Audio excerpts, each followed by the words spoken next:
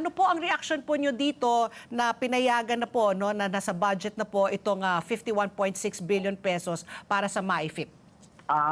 Actually, hindi naman kami talagang makapalag kung anong gusto nila, pero we are hoping that they would give the proper money to the right people, no? You will remember, the Philippine Medical Association, the doctors of the Philippines, is one of the petitioners against yung pagkuha ng PhilHealth funds last year of 60 billion na umabot. Correct. And naiutos na nga ng Supreme Court na mailipat, no? At ang utos ng Supreme Court, ibalik yung 60 billion. Oo.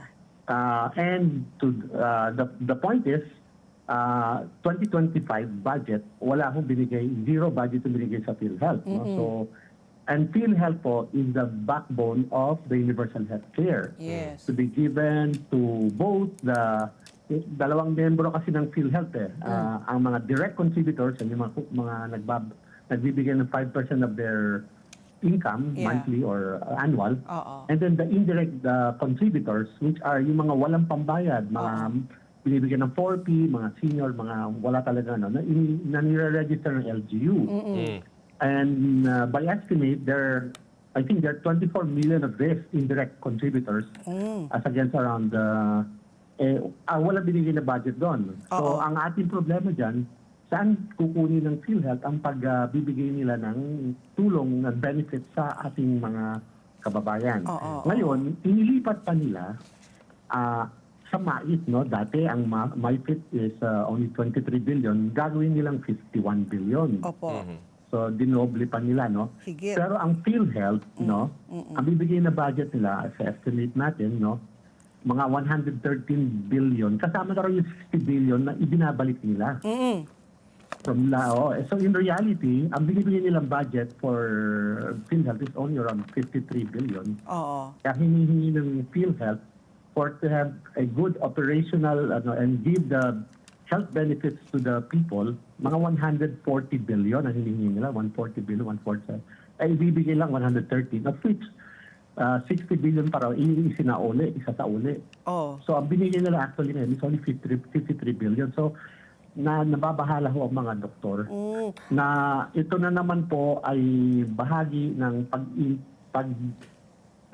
pag-increase ng ibibigay ng tinatawag namin na patronage Politics, opo. Kasi po, kung ang pera ho, ibinigay diretso, tinaas ang bibigay sa PhilHealth, diretso ho mabibigay ang health benefits sa mga nangangailangan. At it will improve yung universal health plan natin.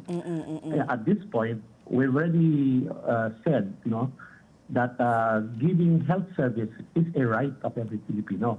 Pero ngayon, mukhang kailangan magmanlimos ka pa para mabigyan ka ng tulong medical. At ibinadaan nila yan, political patronage, manghihingi ka sa mayor, hingi ka sa congressman, at saka sa lahat ng LGU ng mga letter to guarantee samantalang ko yan ay binigay sa PhilHealth at diretsong insurance yan. Yung pinaka-medical insurance mo, may tataas ang kabayaran sa mga hospital at saka sa mga professional fees. Ang mga doktor naman ho, hindi tumatanggi sa mga guarantee letter na yan. Basta ibig lang namin, magamot ang mga pasyente at kahit later on na yung bayaran, no? Magawa na. Pero hindi naman nung kuminsan, napapansin namin, like yung mga nakaraang buwan at taon, no? Yung mga guarantee letter, hindi naman ho nababayaran. So, kawawa din yung mga doktor natin na nagbubuhay din ang pamilya nila.